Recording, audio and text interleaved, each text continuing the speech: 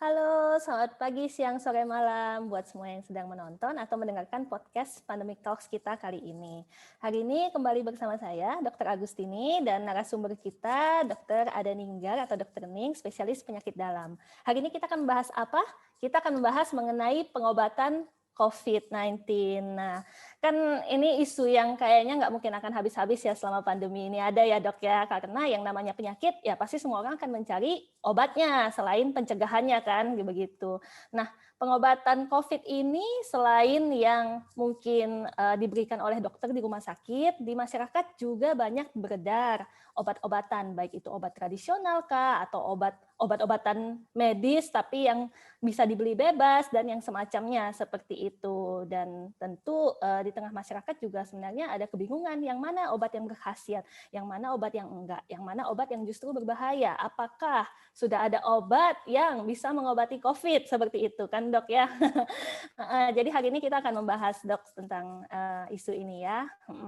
Nah dok, sebenarnya saat ini bagaimana sih perkembangannya setelah setahun nih tentang pengobatan COVID khususnya di Indonesia seperti itu? Oke, ini sudah mau setahun ya Dokter Tini, tapi sampai sekarang Mm-mm. itu belum ada obat yang terbukti efektif untuk mengobati COVID. Oke. Dan sayangnya begitu ya, baik dari Hmm. suplemen, baik dari obat antivirus atau obat-obatan yang lain pun itu baru satu ada yang terbukti efektif, mungkin dexamethasone pernah dengar ya, tapi Oke. itu pun hanya untuk kondisi berat. Dan dexamethasone ini ditelitinya pada orang-orang yang memang sudah di ICU ya. Jadi nggak boleh Oke. diberikan pada yang gejala ringan atau tanpa gejala karena dikatakan efek sampingnya malah akan jauh lebih besar. Jadi baru satu itu yang terbukti efektif secara uji klinis ya. Kalau yang lain belum ada. Hmm. Iya, dan ini perlu ditekankan bahkan sejak awal-awal ya dok ya, dexamethasone ini dikatakan terbukti untuk meringankan gejalanya pada COVID yang berat, karena dexamethasone ini kan dijual bebas. Ya, Takutnya orang yang nggak ada gejala atau orang yang gejala ringan yang isolasi mandiri terus membeli dexamethasone untuk dikonsumsi sendiri, itu malah bisa lebih banyak kerugiannya daripada manfaatnya ya dok ya. Jadi tetap harus berdasarkan resep dokter. Nah untuk yang pengobatan lainnya dok, misalnya yang pengobatan istilahnya mungkin pengobatan tradisional atau herbal di tengah masyarakat itu gimana dok? ya sekarang kayaknya masyarakat itu banyak alih-alihnya ke obat herbal ya. Ya sebenarnya nggak Oke. masalah ya dok ini ya, karena kita di Indonesia ini kan kaya bahan-bahan alam, terutama untuk obat-obat Hmm. herbal. Cuman kita harus tahu juga obat-obat herbal ini tidak selalu lebih aman daripada obat-obat kimia atau obat-obat buatan Hmm. pabrik. Jadi itu yang harus diingat. Tetap sama prosesnya obat-obat herbal ini atau komponen-komponen herbal ini sebelum menjadi obat, dia harus melewati uji ya, melewati penelitian dulu. Mulai dari penelitian Hmm. di laboratorium untuk mencari komponennya ya, komponen yang berkhasiat apa, lalu dia maju ke penelitian di hewan ya, lalu maju lagi ke penelitian di manusia. Sama seperti cara kita mencari obat-obatan lain selain herbal. Nah, untuk di Hmm. Indonesia, ini BPOM sendiri sudah membagi obat-obat herbal ini menjadi dua bagian besar, yaitu obat-obatan tradisional atau yang kita sebut jamu-jamuan. Ini kalau sudah punya atau sudah bisa diedarkan dengan persetujuan BPOM, artinya boleh dikonsumsi. Tapi klaim Oke. khasiatnya hanya sebatas dia untuk sehari-hari ya, mengurangi gejala sehari-hari, tidak boleh diklaim sebagai obat suatu penyakit. Contohnya jamu untuk penyakit diabetes, jamu untuk penyakit hipertensi, itu nggak boleh. Jadi klaimnya dia hanya berdasarkan data saja, bukan penelitian. Itu yang jamu tradisional. Lalu yang bagian kedua itu adalah obat modern Indonesia. Ini kita bagi lagi jadi dua berdasarkan kriteria BPOM, yaitu obat herbal yang terstandarisasi dan yang terakhir adalah Hmm. fitofarmaka.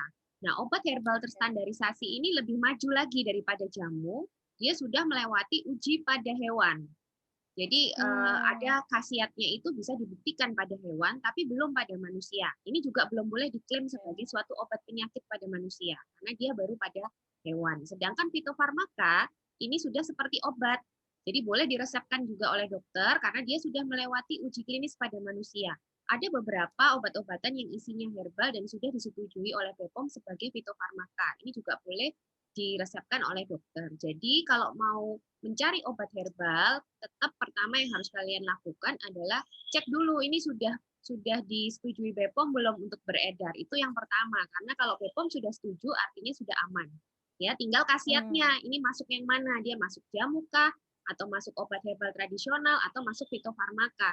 Yang paling tinggi buktinya untuk manusia adalah yang fitofarmaka. Kalau yang lain ini sifatnya hanya mendampingi pengobatan yang sudah ada. Jadi dia sifatnya seperti suplemen seperti itu. Mungkin gitu dok kalau tentang obat tradisional.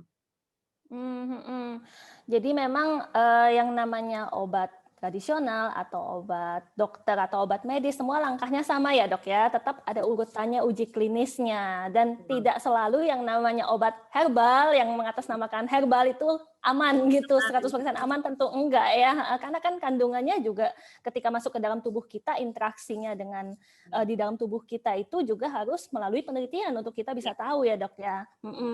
Karena kan persepsi masyarakat tuh kadang karena ini sudah digunakan turun-temurun gitu pasti aman seperti itu. Enggak ya, karena yang namanya obat kita masukin ke tubuh kita tentu kita harus tahu pasti keamanannya ya.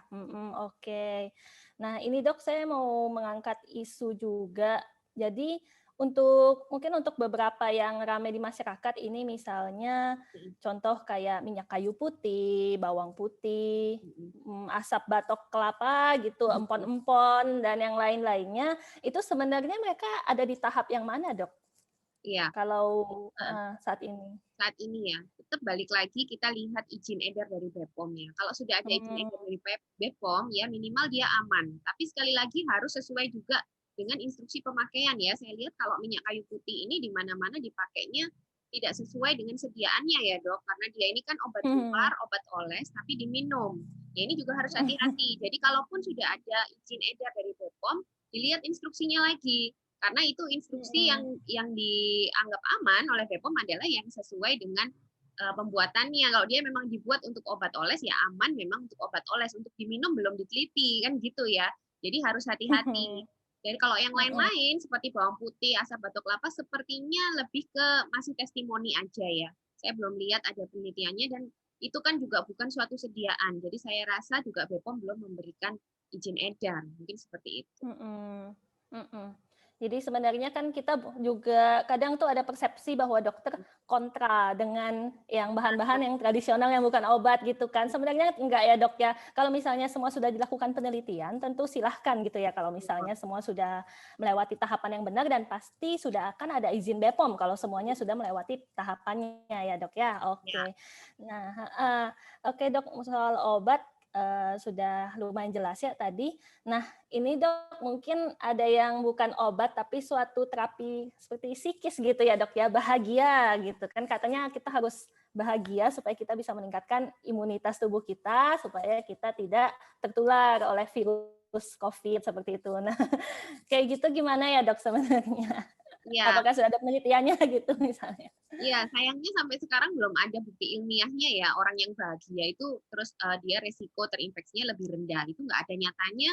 Kemarin habis liburan panjang, orang seneng-seneng malah kasus klaster meningkat. Itu sudah jelas gitu loh. Berarti kan bahagia itu bukan satu-satunya. Kalau bahagia tapi terus dia nggak pakai protokol kesehatan, dia tidak jaga kesehatannya, mungkin kecapean waktu liburan ya bisa kena juga.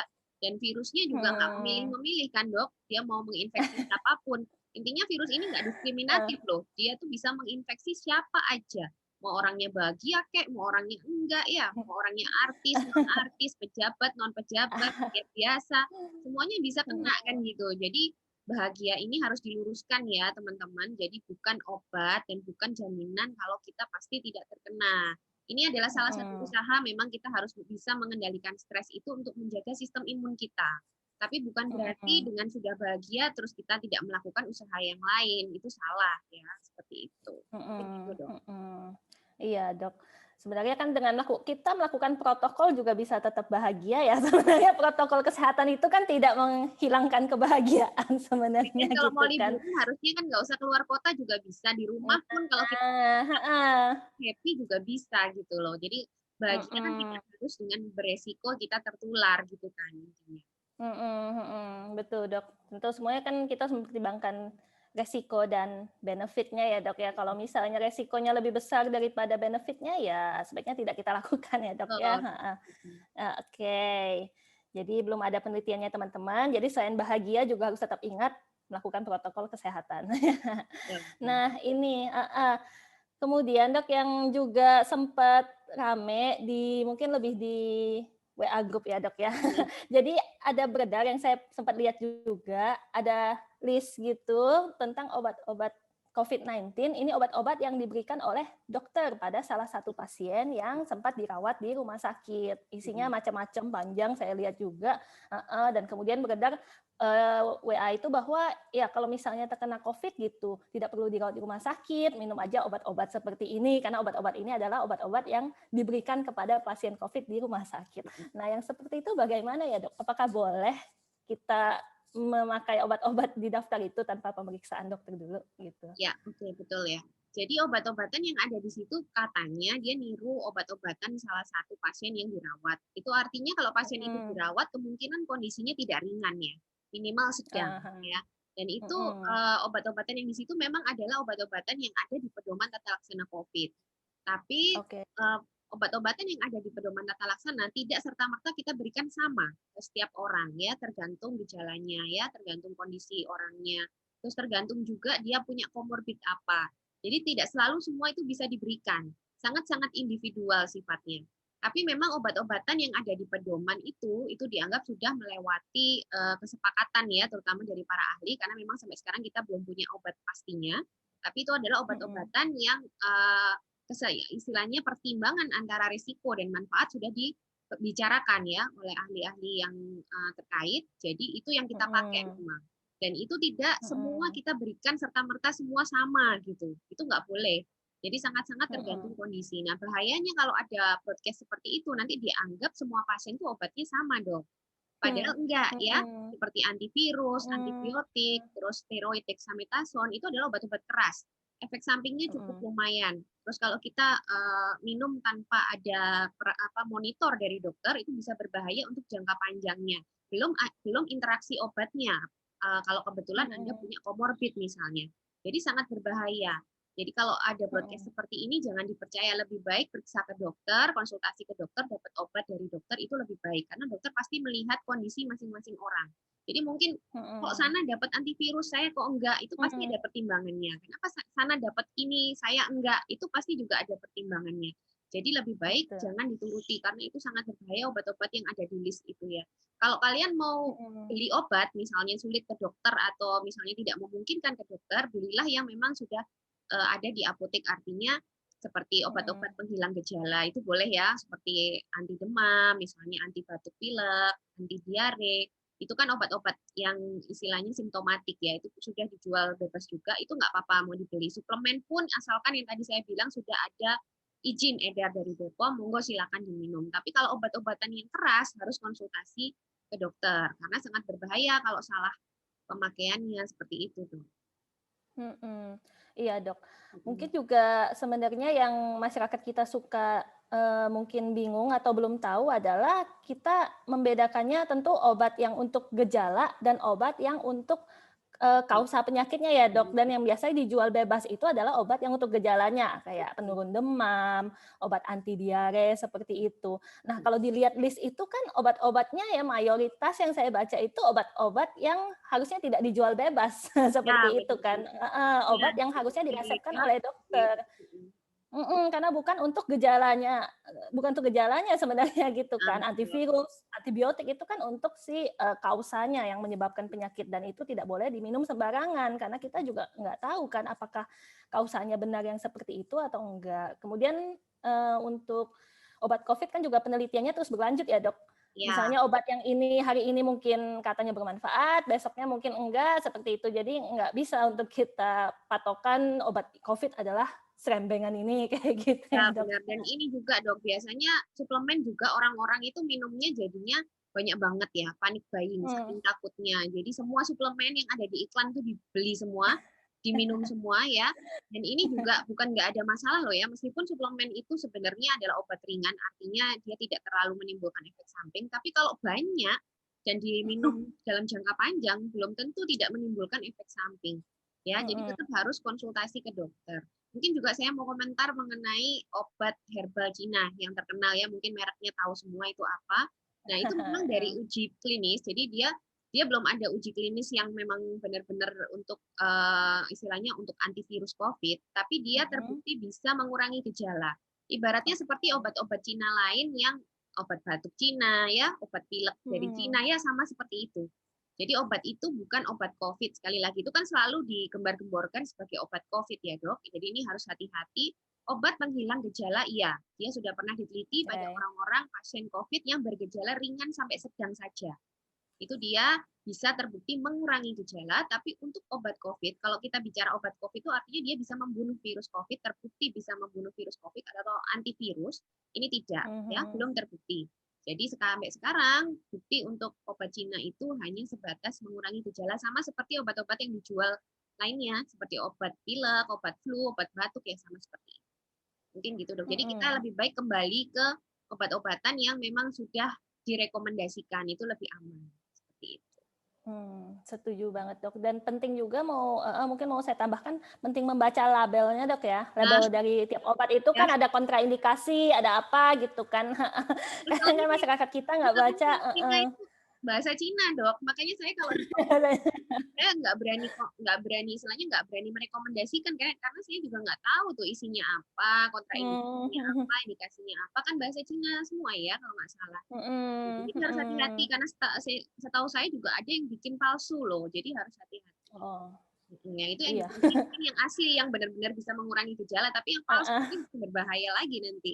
Gitu. Heeh. Dan karena dia impor, kita sebenarnya juga susah ya membedakan apa yang asli, yang mana yang Nah, palsu. iya, Kita juga makanya nggak harus tahu. hati-hati. Heeh.